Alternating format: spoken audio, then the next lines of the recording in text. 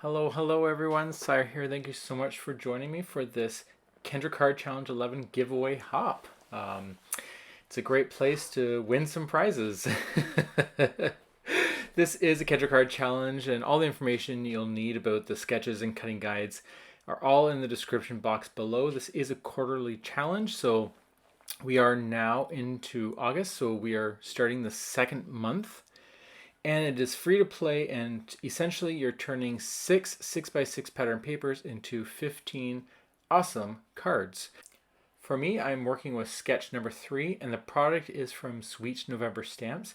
They are a super sponsor, and they have donated a $50 gift card to one lucky winner of this Kendra Card Challenge. The hop giveaway, you can like, comment, and subscribe on each stop along the way. Complete the hop by August 12th of 2023, and there is going to be a Google form that you need to fill out to be eligible to win. All that information is in the description box below. You can also check out the hashtag KCC11 super sponsor, and that will take you to all the hops, and you can find your way around there. So don't forget that to play along with this, you do have a deadline of September 30th. You can create 15 cards each month, so there's 3 times you can enter. And I just hope you have a lot of fun playing with these challenges. They are quite addictive. You can create some real fun cards. So like I said, for this sketch, which is number 3, I am using Sweet November Stamps. And it is a digital stamp that I have, so I printed it off on some Copic friendly marker paper, and then I just colored it off camera, and I just colored it in some similar colors to the pattern paper. The pattern paper I'm using is just some that I have in my stash. I don't know what the company name is, but I thought it was kind of fun because it has this birthday vibe to it. So what I was doing there was I was just tracing out where I'm going to cut it. And the reason there's 2 lines is because I already have that black outline on my card base, and I want to keep that on the circle as well. I'm going to be putting the circle right in the corner, so I need to cut it off and make sure I have that 90-degree angle.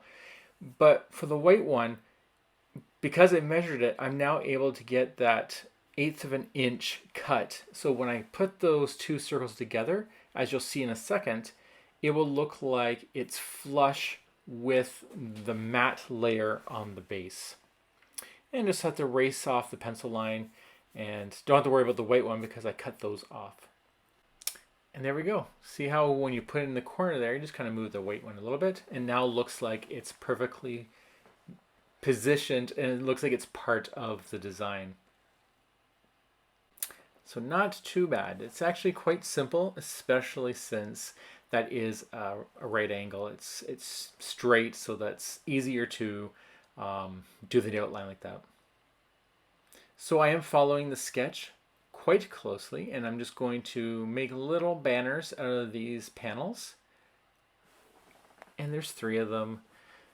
I never measure this. I just freehand this, and sometimes they're off a bit, sometimes they're not, but no one really pays attention. If it was really wonky, I would fix it, but most times it's not too bad.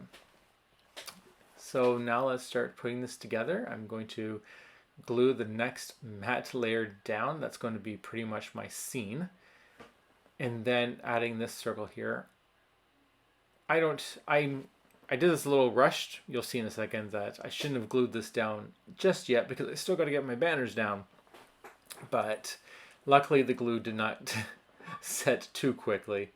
And I was able to tuck that banner in there. I just kind of want to fill in the other side because my image is going to be on the left-hand side. I just want to make sure that the right-hand side kind of gets covered as well, so it's flowing nicely. And then I'll just glue those banners down. That one's already stuck because of my silliness.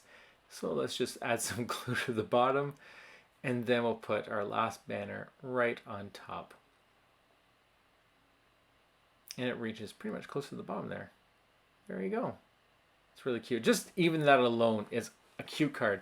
And actually, this is the one thing you can do with Kendra Card Challenge is that you can just make the panels. Don't add any images yet, and you can do that later because you've already set up this scene. So you just have to fill in with your sentiment and your image. And of course, you can always put your sentiment inside the card, so you don't have to worry about that. And I'm just adding a little bit of foam tape just to prop her up a bit, because it is going to be on a couple layers, because she's going to be sitting on the circle there. And I'm just going to have her over a tiny bit, because if you look at the left hand, there is that little green present, and so it's going to be toppling over, and I just need to make sure there's some room for her to have that without it being off the card. I think I put her a little too far over to the right. I kind of wish I moved her more centered, but by the time I saw it, the glue had set and I wasn't willing to rip the paper because there's no way I was going to cover it. And then to finish it off, I'm going to add my sentiment, which just says birthday wishes, that was heat set on some black cardstock. So this is a fairly simple card. I do like to do this sometimes, like I said. Sometimes I will go overboard and just try to create an art project, essentially. And sometimes I will follow the sketch exactly. And I love this sketch. This is a really simple, beautiful sketch. And I like how that circle in the corner really adds to the card. And that's it. I do hope you enjoyed this as much as I did creating it.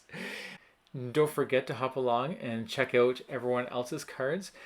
And the next one in the lineup is Rebecca, and I'm sure she has created something fantastic that you will not want to miss.